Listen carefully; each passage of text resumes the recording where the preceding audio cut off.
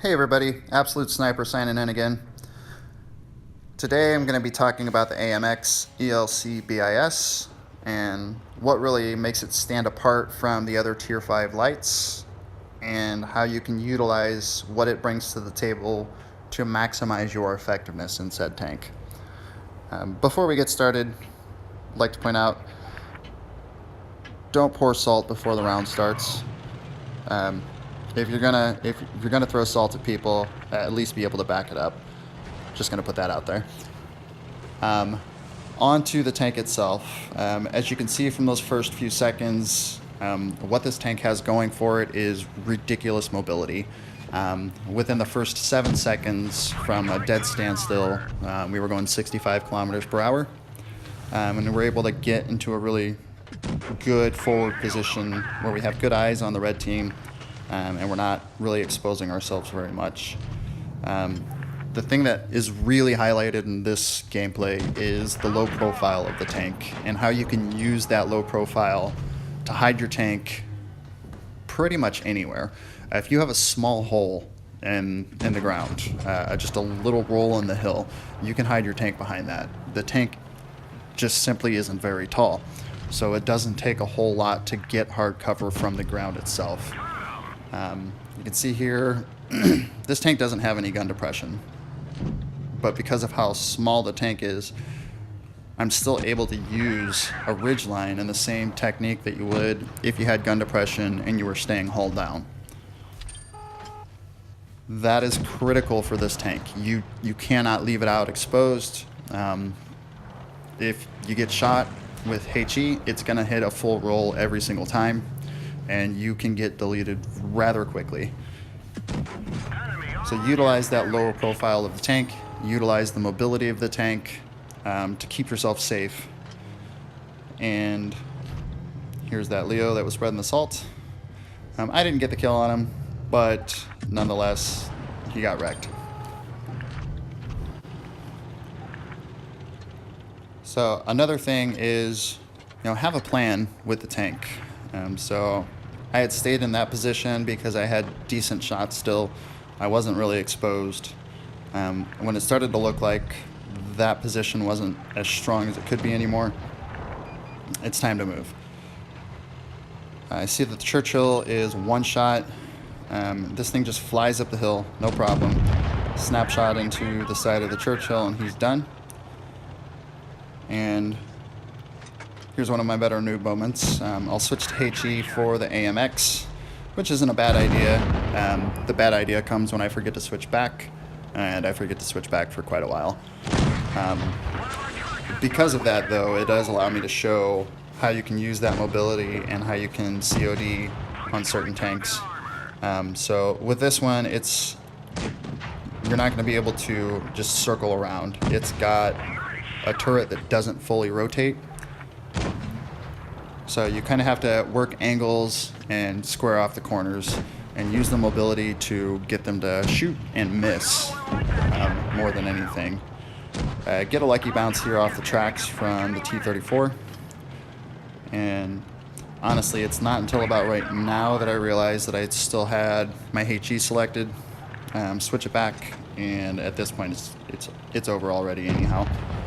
So definitely able to impact the outcome of the game here. We were able to get a fair amount of damage in. We got a few spots, and able to keep the red team focused in a bunch of different spots at once. So 2 kills. Like I said, fair amount of damage for Tier 5. Now the second game is really going to highlight using the mobility of the tank to put yourself in the best possible situation. I would like to stress that this tank requires a good amount of skill in just driving tanks. Not with the gun, just actual driving the tank. Being able to maneuver around the map. It requires that you have decent map awareness, and it requires that you know how to drive the tank, know when it's going to slide, know when it's not going to slide, know how fast you can accelerate up hills, down hills, things like that. You can see their entire team went center hill, and our team kind of split up. Because of that, one of our heavies got scratched within a minute into the game. It's tier 5, so that happens quite a bit actually. So what we're going to do here is come into the backside and just cause some chaos. We're able to get some shots in on the Churchill, use that low profile, use the map awareness, constantly check the mini-map to keep ourselves from getting overly exposed to fire. And you'll kind of see what the Reds tend to do when they see an AMX in the open. Like this Hetzer, all he wants to do right now is get an HE shot into me. Because he knows if he does, I'm probably close to a one-shot at that point. And you can see here, using the map awareness, dodging between tanks. I've got 3 tanks on me here, and I want them to chase me.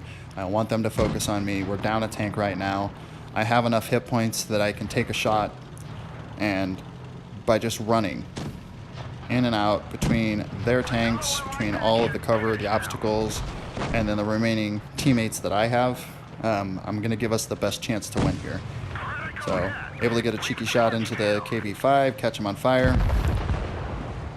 Our Type 34 is there to finish him off. Their AMX is still chasing me.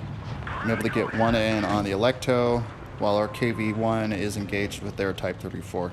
She should be able to handle that guy on his own.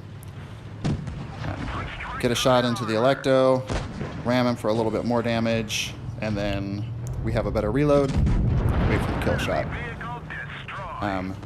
Again, if you were unaware, this tank does not have a fully rotational turret, so the last thing you want to do is drive past somebody and keep going, because you'll put yourself in a situation like this AMX did, where he's done. There is absolutely nothing that he can do. His best bet would have been to run and hope that I missed and try to use the angles and the berms and the hills to try to get away from me. He wasn't able to do that, so we ended up getting the win, and we kind of pulled out one. It was a little bit of a comeback. So we're able to get over 2,100 damage, get the mastery badge, decent credit earnings, and that really shows how you can utilize the mobility to do the business in this tank. Thanks for watching. Be sure to hit like and subscribe, and this is Absolute Sniper signing off. Have a good one, guys.